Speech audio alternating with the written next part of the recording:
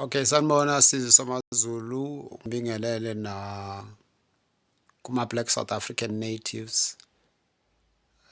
Ngoqeda kuphosta uPhalo Mthakathi ipost yokuthi kanti uhulumeni waseSouth Africa uqondeni obviously ngabantu base-South Africa.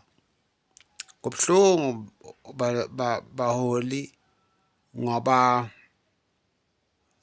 noma ngabe sithini anizwa anilaleli ngoba nilalela nina kokuningi mhlawumbe opinion yenu lokho enikucabangayo ukuthi ikhona okwenzakalayo yingakho lokhu nichithana nesikhathi lokhu nilindele ukuthi ugovernment uzosombulula into okuyena ayenzayo manje mawuzohlangana nomuntu like ANC for instance ezothi uRamaphosa makaqedele akasukume aqede lento yama-foreigner angithi yamuza lo muntu lo ulindele uRamaphosa ukuthi aqede lento ye-open border but uRamaphosa uyena oyenzayo nje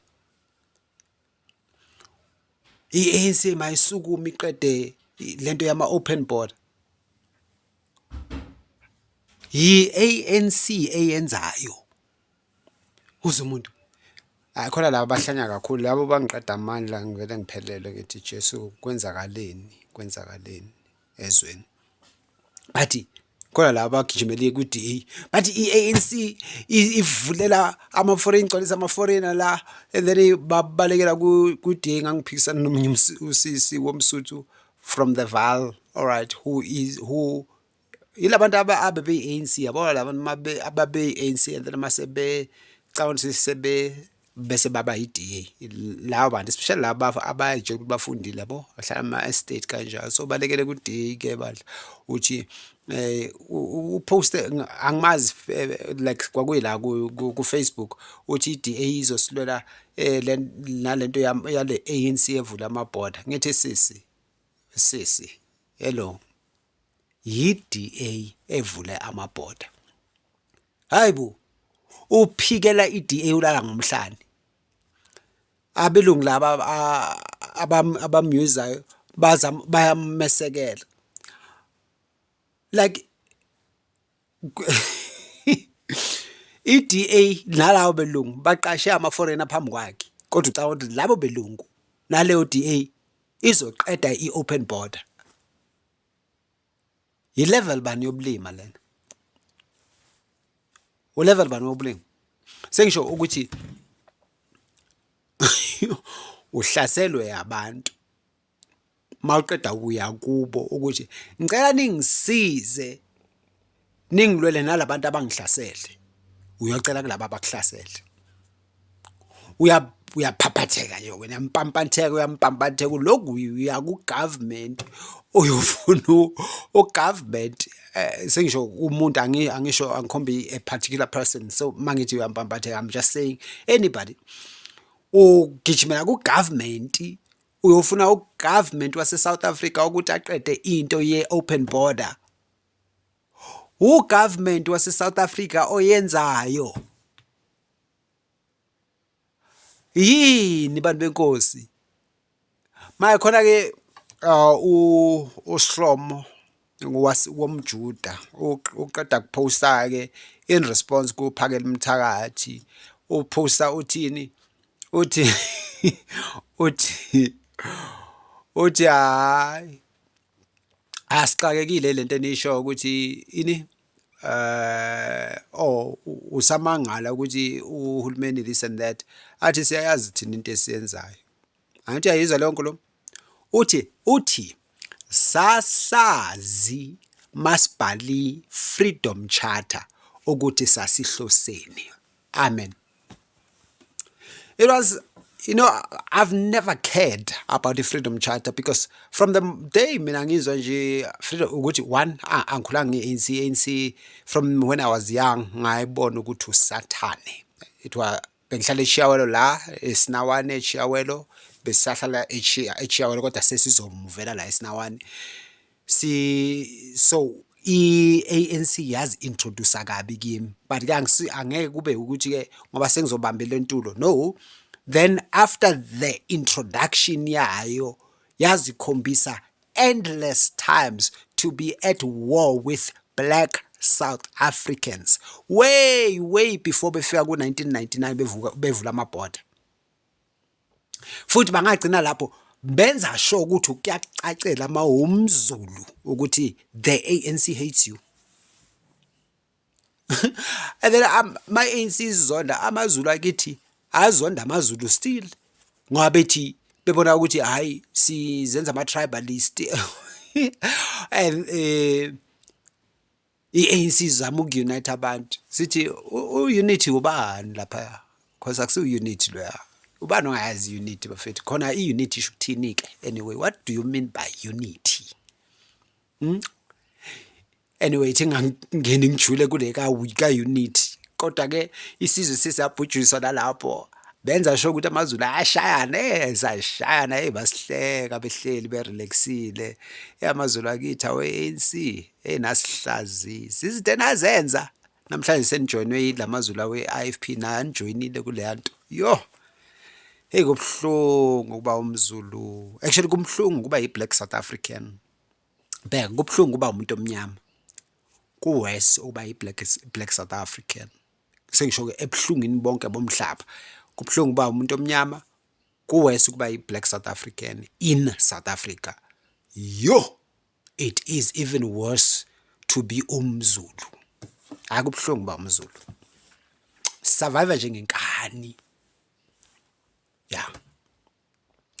Sisurvive ngenkani nomusa kaJehova, igama likaJesu ukuthi unenhloso ngalesizwe noma siney'phukuphuku eziphindelelayo zabaholi. Kaqala ngqa ukuthi sibe nabaholi abaphusile njengoJacinta Ngobese noPhakela Mthakathi noMlungisi Mancinza. Ngagcina ukubona lokhu maybe more than 30 years ago ukuba nabaholi bamaZulu abanengqondo.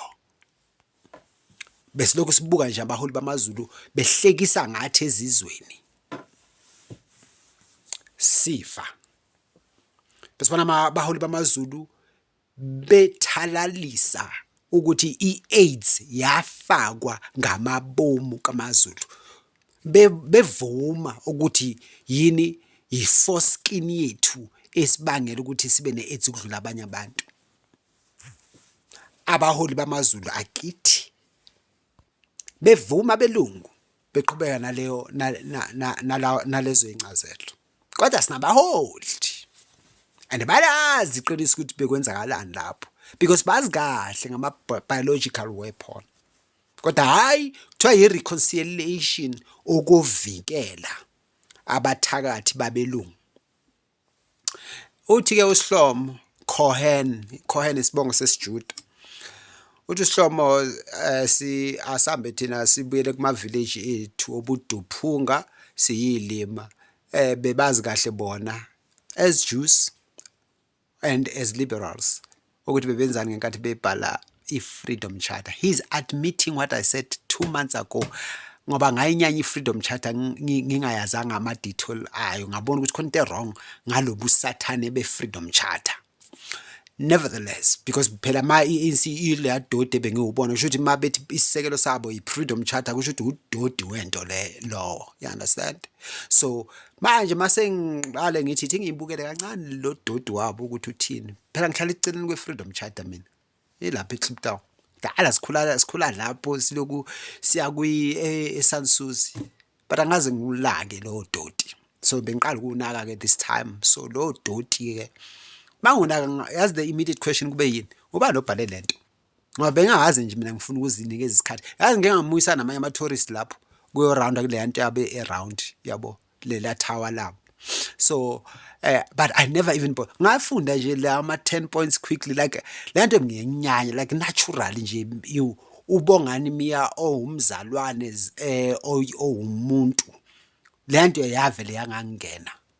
Should there was a spiritual reason for that, because that's an altar of the NWO. Anyway, so ngabuza ke mase ngiyinaka this ngoba siyanginyanyisa lento silokhu sifundekela ukuthi South Africa is for all all who live in it. Ngithi udodi mina lo. So now ngithi ngibhalele lento because it can't be black South Africans. Zinike ngangeke ngezwa ekobaba omncane bethu eDlamini abafana ukuthi it was well known in the 1950s ukuthi it was not a Freedom Charter was not adopted by the majority of black South Africans. Actually, it was a fraud. It was fraud. It was fraudulent, which makes no logical sense. You can't discuss issues of the land without kings of the land. There were no kings there. Who had the right to discuss the issue of land without kings of this land? That is why Bure saw these things as treasonous. So now I agree. Well, angazi nginake kangaka ANC history, Rivonia trial, treason, whatever. Actually, Bure were correct. These things are treasonous. Yeah. Labo Mandela benu badayisa lelizwe a long time ago to New World Order. Back then in the 1940s. Actually, what apartheid seems to have done, shockingly, is to buffer or delay the intents of the New World Order. Yeah, that's what apartheid actually did.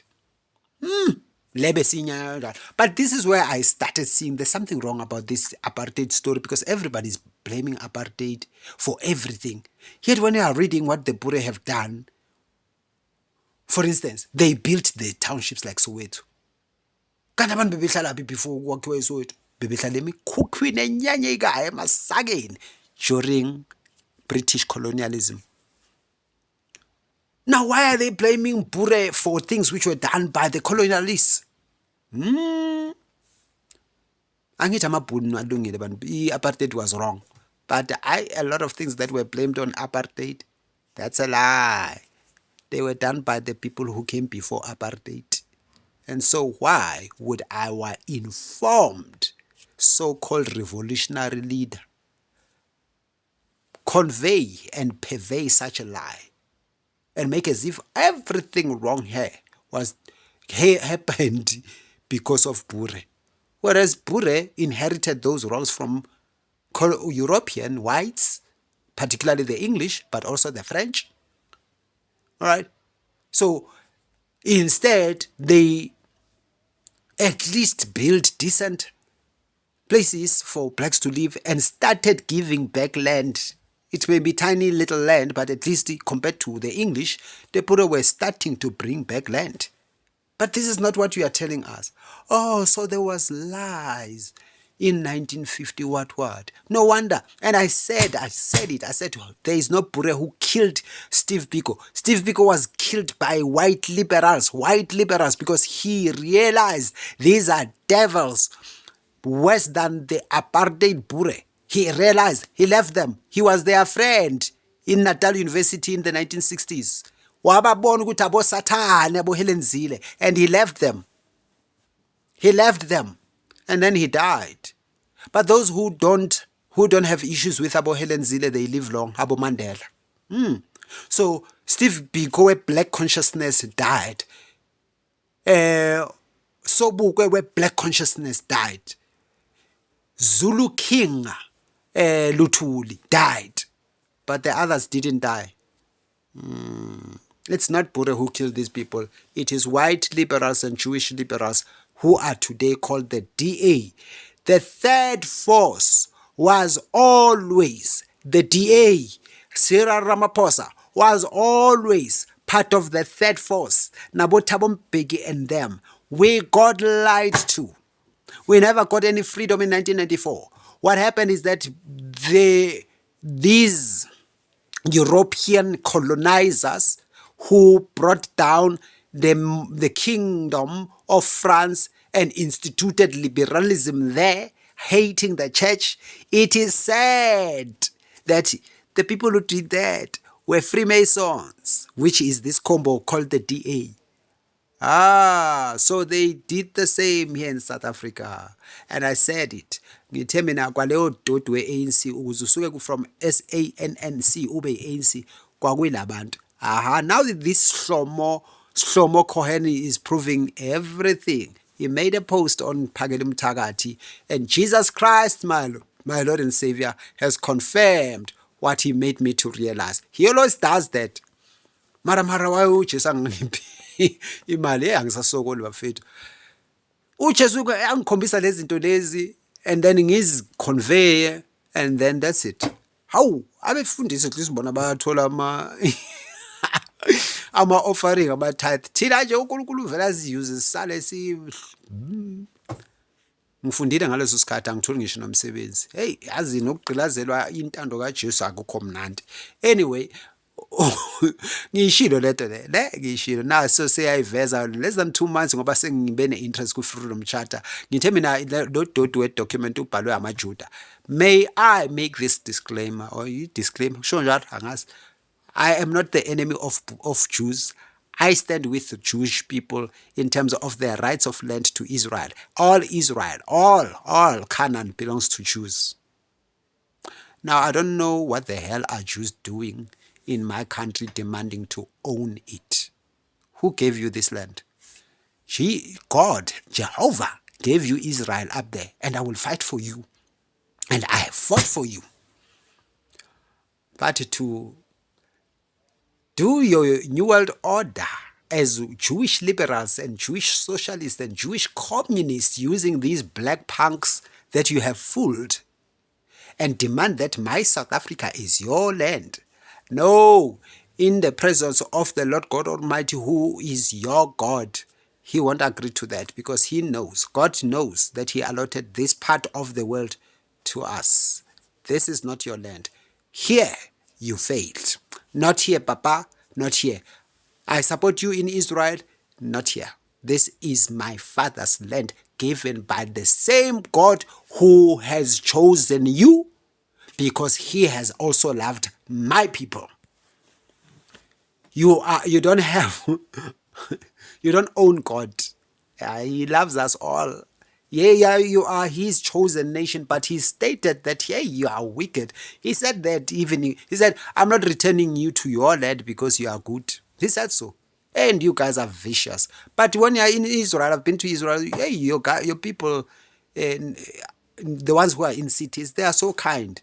Obviously, I don't know your kibbutzis because you, Shlomo, you seem to be staying in those places which are usually said to be racist. I usually say it's not necessarily racism, it is the religion which says Jewish people must not mix with Gentiles. So I understand that. But now you are wanting to then come and balkanize. You are saying, what? You will balkanize my country bit by bit and take it all. You are admitting it live. And you are admitting what I've been saying. As I said to people, watch the DA and you can see that Jews are working with Muslims.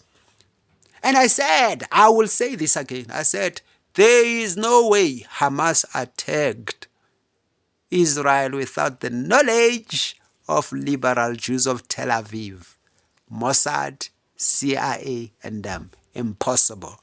What happened there?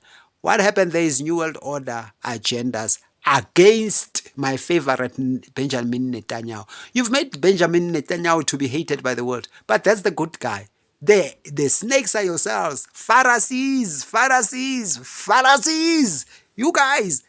And the DA, White Liberal Church, you have Pharisees. And the ANC, Black Socialist Church, you have Pharisees. This man has admitted that it is Jewish people who wrote the Freedom Charter. That's what I said. Stuff Freedom Charter and the ANC project of Europeans. The ANC is a project of white liberal, white socialists, white communist Europeans and their Jewish counterparts. And please, Jews are not our enemies. There are good Jews there in Israel. But there's a lot of vicious, wicked, evil, sorcerer Jews of Kabbalah. It is these Shlomos Kohen. They are the ones who are trying to take our country from us. As we prepare to fight our way, these black foreigners flooding our country as usable idiots of these DA devils called colonizers, I ask us, Zulus and black South Africans, we're going to have to fight with the DA because they are the reason for open borders. Thank you.